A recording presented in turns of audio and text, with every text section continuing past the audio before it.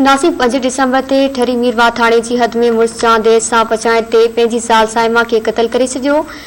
अदम बर्दाश्त वारा अहिड़ा वाक़िया छो वधी रहिया आहिनि ऐं जवाबदार सज़ा खां कीअं भॼी वेंदा आहिनि, इन बाबति पेश आहे सिठाजा मां आशिक़ हुसैन जी रिपोर्ट।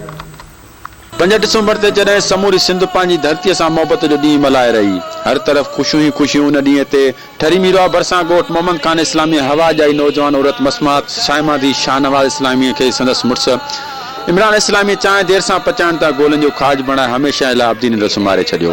हीउ केस आम क़त्ल जो केस न आहे, पर हिन औरत जे क़त्ल असांजी समाज जी बेहसीअ जी पतवाकी करे छॾी आहे। छो त मक़तूल औरत खे जंहिं महिल गोलनि जो खाज बणायो वियो, उन वक़्तु औरत 8 महीननि जे अमल सां पिण हुई।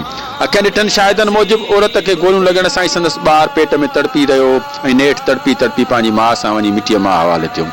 असांजे समाज में औरतुनि खे मामूली ॻाल्हियुनि तां क़त्ल करण जो रुझान आख़िर छो पियो वधंदो वञे। हर रोज़ साइमा जहिड़ियूं कूंदर वञियूं कुसी रहियूं आहिनि, पर उन्हनि वाक़िअनि में असांजे समाज जी ख़ामोशी हिकु सवालिया निशान बणियल आहे, जंहिंजे करे हर रोज़ अहिड़ा वाक़िया ख़बरुनि जी ज़ीनत बणजनि था, पर अहिड़नि वाक़िअनि में जवाबदारनि खे सज़ा अचण बदिरां आसानी सां आज़ादु थी वञनि था, जंहिंजे करे सज़ा ऐं जज़ा जो अमल न हुजण जे करे वहशी सिफ़त जवाबदारनि खे अहिड़ो अमल कंदे को बि डिॼ नथो थिए, जंहिंजे करे अहिड़ा वाक़िया घटिजण बदिरां वधंदा पिया वञनि। सब खां पहिरियां त सिंध अंदरि अहिड़े क़िस्म जा वाक़िया ॾींहों ॾींहुं वधी रहिया आहिनि। इन जो पहिरियों हिकिड़ो सो इहो रीज़न आहे त असां सिंध अंदरि सो कानून माना नाले मात्र आहे, बाक़ी उन्हनि खे सो सज़ा नथी पई मिले।